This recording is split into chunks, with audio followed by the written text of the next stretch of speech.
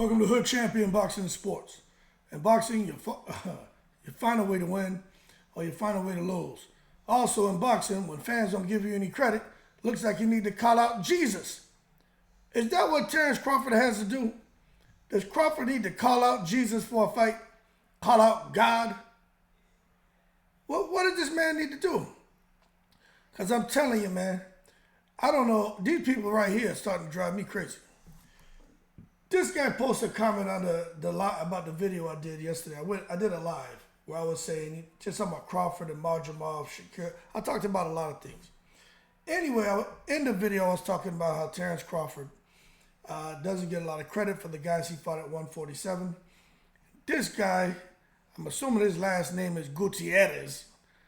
He posts, Victor Postol was washed up. Which Victor Postol was not, man. Victor Postol was a serious threat, was out there tranquilizing everybody. So I don't know what he's talking about. Kell Brooks, washed up. Amir Khan, washed up. Jeff Horn, cherry-picked.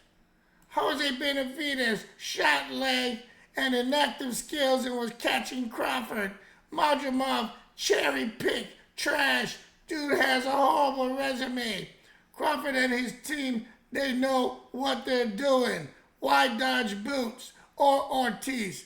Fight Tio. He's also calling him out to get exciting fights. Hey, yo, what's this dude's name? Gutierrez Charge. Gutierrez. Whoever the hell you are. Hey, yo, my man, I kindly request, in the most respectful way, that you hold your horses and stop taking it to the stupid.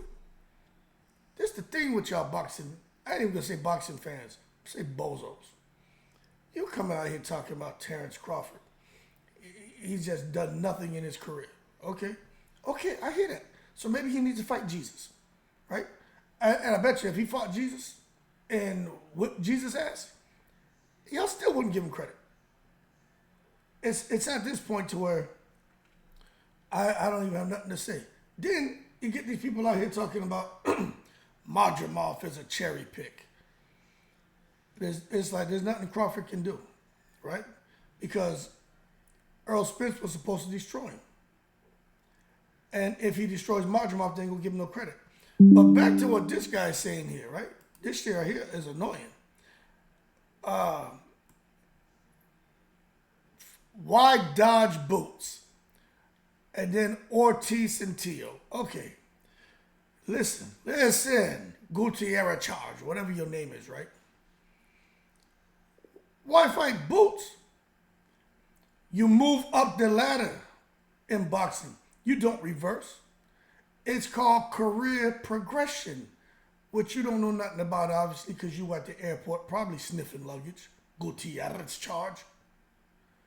Fuck out of here. Why would Crawford fight Jerome Boots Ennis? Jerome Boots Ennis, man, trying to figure himself out at 147. My man went in there with a Venetian. Hey, Boots can fight. We know Boots can fight. But Boots versus Crawford, Boots he ain't there yet, man. You know, this is nothing new. Talking about Terence Crawford's dunking Jerome Boots Ennis. Yo, he's a coward. He's a coward. It happens all the time. You got the guy, pound for pound, top dog. Then you got an up-and-comer who everybody's like, hey, this one could be next. What if you put them in the ring together? But you got to earn your shit. There's no such thing as a free lunch in this world. You know what I'm saying? And Jerome Boots Ennis hasn't earned anything. You want to talk about, because look, this guy here said, Madrimov is cherry-picked trash. Dude has a horrible resume. Okay. What about Jerome Boots Ennis right now? Is Jerome Boots Ennis trash? That's my question. You look at his resume.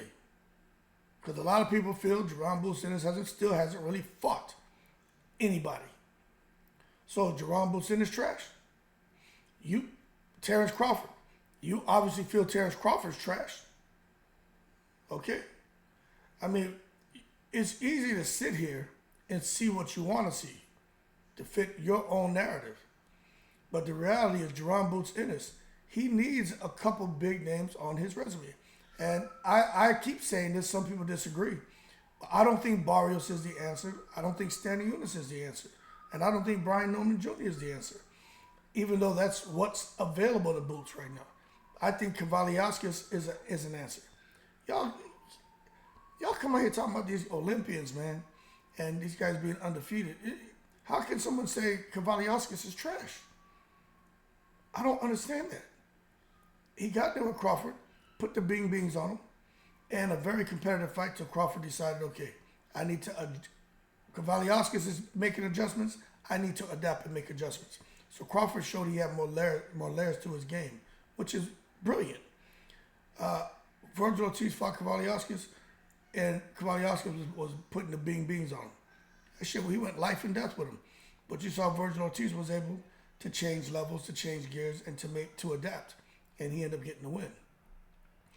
But this thing about Boots, I think if he fights Kavaliauskas and gets a win, I think that's a credible win. I also think Keith Thurman, Sean Porter, Danny Garcia, they're inactive. I know what Porter said. He basically ain't gonna come back to lose. Danny Garcia that's another Philly fighter. He doesn't want to lose. Keith Thurman wants gazillions of dollars. That he says it, but he ain't getting in the ring. So more than likely, those three guys would never fight Jerome Boots Ennis. But I think if Boots could clip, especially Thurman, because nobody's really beat Thurman except Pacquiao, and people thought Pacquiao could have lost that fight. I think Thurman is a fight for him to make and clip Thurman. But that's neither here nor there. What I'm saying is, you're talking about Boots and Crawford ducking Boots. Okay. Boots saying he hasn't earned it. And about Vergil Ortiz, yo, get out of here. What has Vergil Ortiz done? What has he done? Who has he fought? Kavaliauskas? Okay. You're only as good as your last fight. That's what people say, right? Isn't that what they say? Who Ortiz fought in his last fight? Delorme. Who he fight before that? Some African? Where they stopped the fight prematurely in the first round? Man, secret society in full effect. They're trying to build up Ortiz, build him back to show that he's back. Everybody know he's damaged. Everybody know Vergil Ortiz is damaged. It's over for him. This man left out of 147 because he had the issues with Rabdo. It's real unfortunate, right? I have no jokes about that shit. Life or death shit going on with this guy. 147 is killing me to make the weight, bubble up to 154. Fought twice at 154, never made 154. So what are you talking about? And he looked horrible in both of those fights because of inactivity, ring rust, and the fact that I don't think he's back to being healthy again. I don't. I know for a fact that Rabdo, man, it can permanently damage a person, and based on what I've read. So I just think that some of the damage as a result of the rhabdomyolysis, I think is irreversible, and I think it's affected Vergil Ortiz's ability to get back in the shape he was in when he fought a Maurice Hooker, when he fought a Kavaliauskas. And at 154, him not making it, I think because they're afraid for him to cut that weight because of him fainting and falling out and having the rhabdo problems again. Okay? Simple. So to come down and say Crawford should fight Vergil Ortiz, let me tell you something. Vergil Ortiz ain't nothing but another Victor Ortiz. And I'm also going to tell you this, and I mean this. Blair Cobb said, right, that Vergil Ortiz was on PEDS. He said that.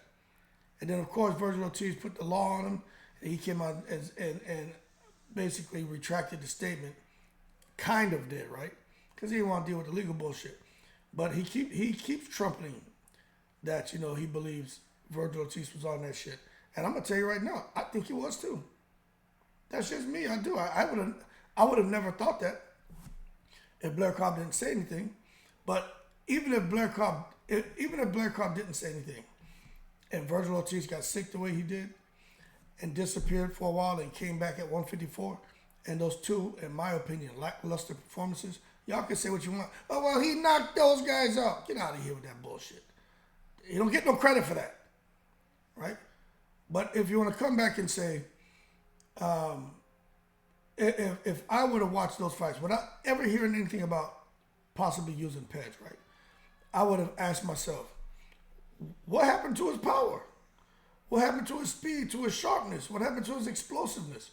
Why does his footwork look crazy? Because to me, in that first fight, the referee saved him. In the second fight, he had Delorme with a bullshit body shot, and Delorme just looked like he wanted to quit. But you know, that's just how I see it. You may see it differently. I'm not telling you you're wrong. It's like you ain't gonna tell me I'm wrong. We just don't agree. But for him now to come and get ready to fight this guy, Bohachuk, a killer, I'm paying attention to that to see how Vergil Ortiz looks. If he all of a sudden looking like he did when he fought Kavaliauskas, I got to question that. Because he ain't looked that way in his 2 fights at 154. So to think Vergil Ortiz, he would get in there and give Terence Crawford a problem, get out of here, man. Not this Vergil Ortiz. So y'all can hold your horses. And again, Crawford is moving up the ladder.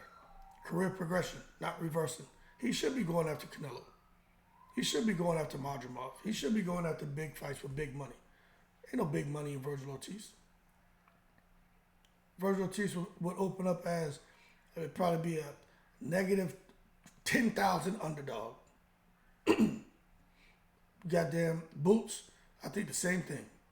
Ain't no way in the world they'd had that fight close. But hey, if you listen to you guys, or this guy in particular, what's his name? Gutierrez charge. If you listen to Gutierrez charge, yeah, he thinking Crawford is a bum. If Crawford is so much of a bum, right? And he fought a bunch of nobodies, and Crawford just, the secret society helped Terence Crawford out. And they're the ones that put him in these positions and gave him all these accolades, right? Right, it's the secret society, right? They're the ones who did it for Crawford. Okay. That's what you say, right? If that's the case, now how come, forget me, forget you, right? We're nobodies, right? Forget these content creators. They're nobodies, right? How come you got these guys who really box at a high level? These guys who are boxing historians, boxing analysts, guys who've been around boxing 40, 50 years, 30, 20 years, box professionally, 10, 15, 20 plus years. Real recognizes real. How come they all saying Terence Crawford is that guy? He's that special. That's all I'm saying. Forget what you think, because you're not qualified. Forget what I think, because hey, maybe I'm not qualified. You gonna tell Canelo that? Canelo tells you Crawford is the real deal. You gonna tell Andy Ruiz that? He tells you Crawford's the real deal. You gonna tell David Benavidez that? He'll tell you Crawford's the real deal. Julio Cesar Chavez Sr. tell you Crawford's the real deal. You gonna tell them that. Don't come on my channel spewing bullshit. Because Crawford gets busy. But you're not the only one. There are a whole lot of people out here that have things to say about Terence Crawford. Look, I ain't, and I'm not even a Terence Crawford fan. I like all boxers, man. I like boxing. But I just gotta, when someone's taken to the stupid, man, I gotta highlight it. And this right here is an extreme case. Victor Poster was washed up. No, he was not. Kell Brooks, hey, look, we get it with Kell Brooks. He already got Bing, Triple G, and what's his name? Earl Spence. He was a fool to go up and fight Triple G, but hey, he was trying to be great. That's what you do. But he got Bing, fought Earl Spence, and the fight that Earl Spence was life and death. But I just think the fight he had with Triple G took something out of him. They coming back down in weight, and then Earl Spence happened to get that win. Amir Khan, we all know that was just a money fight, but nobody would fight Terence Crawford and all that political bull crap going on at ESPN. So anyway, fought Amir Khan, got a good payday. Amir Khan got a good payday, and what happened. Jeff Horn is a big, strong Australian welterweight, and Crawford got in there and was able to just put the bings on him. But don't act like Jeff Horn couldn't fight. He could fight. Jose Benavidez, look, he got the opportunity to fight Crawford. It ain't Crawford's fight if those are the guys who are being put in front of him. And Jose Benavidez could fight. People keep forgetting that man was the youngest, I think, Golden Glove champion at age 17 as an amateur. And he was a monster as a pro until he got shot. And he got in the ring with Crawford. It was giving Crawford hell until his legs started acting up. But if Jose Benavidez would have had 2 healthy legs, we may be talking about something different right now. And Madrimov being a cherry pick. Let me pull this up, because see this let me go to this screen while I'm pulling this up. I don't understand people saying Madrimov is a cherry pick. But, you know, you can say what they want. You know what I'm saying? You say what you want. Madrimov's cut from a different cloth. He's cut from a different cloth. You know what I'm saying? Where is it? I want to show y'all something.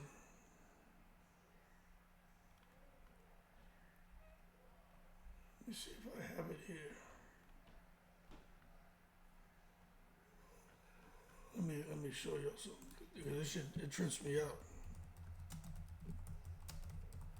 I can show y'all something.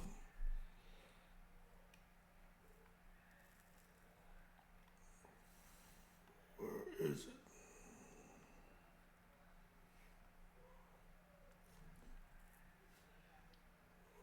Where is it, man? Let me type this in. Because when people keep saying this stuff about Madrimov, man, I don't think they really understand what this man was. Let me see if I can find it.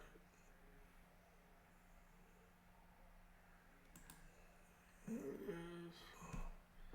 Where is it, man? I just had it. Pull this shit up here.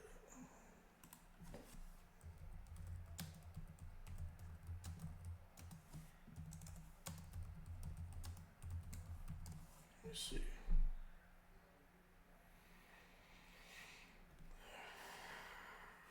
Okay. Where is it?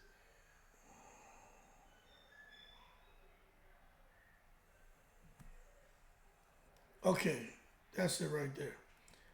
He had over 350 wins to his name, man, as an amateur. People just don't get it, man. All right, right here. People just don't get it. Let me make this a little bit smaller for you. All right. So this is what people are highlighting. You know, he's turning heads and catching the attention of hardcore fans with his performances. A highly decorated amateur with over 350 wins to his name.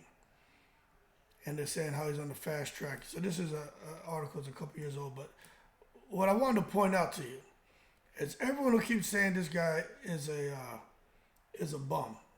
He's a cherry pick. This matters, man. Highly decorated amateur, 350 wins. That's the reason why he's a champion as a pro already. So when people are like, oh, he's cherry picking a guy with only 11 fights, 11 fights.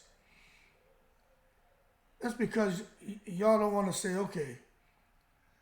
It's like with me, right? I remember back in the day before I retired, I'd be looking at metrics and I'd be looking at, you know, the charts, and I would see it kind of go on and going away where everything looks pretty normal. Then all of a sudden, I would see a spike in the chart. That would make me stop and say, what happened there? You got, you know, you're looking at month after month, you know, the numbers are looking pretty much the same, and all of a sudden, and 1 month it spikes. Makes you stop and say, well, let's make sense of that. You do a deep dive and then you find out why it spiked, right? So when you look at a guy like Crawford fighting a fellow with 11 fights or whatever, 12 fights, that should make you say, whoa, let me stop and understand, what is this 12 fights here? Why would fight a guy with only 12 fights? We get it, he's a champion, but why him? And when you do the deep dive, you realize, holy shit, this guy might have only 12 fights, but he's the most dangerous guy on paper at 154 pounds. Crawford's fighting the most dangerous guy at 154 pounds. So to come out here and say Madrimov is a cherry pick, that's crazy. And that's just doing your research. Now, on paper, if you want to go a step further, say, let me look at the videos on this guy, and you'll see something very special, because you're going to see someone who resembles the Triple G in his prime. And we all know that guy was a problem. Chin, strong, throws punches, different angles. And Crawford is a special fighter, don't get me wrong. But all I'm saying is when I see guys come out here saying this crap right here,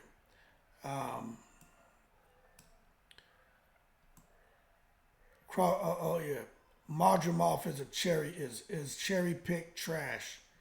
Cherry picked trash. Man, look, I don't even know what else to say. That being said, Crawford could call out Jesus and whip Jesus. And people will still say that was a cherry pick. Well, he didn't fight God. He didn't fight the devil. It's like, yo, Crawford is in a lose-lose situation when it comes to boxing fans. But the real ones know what time it is.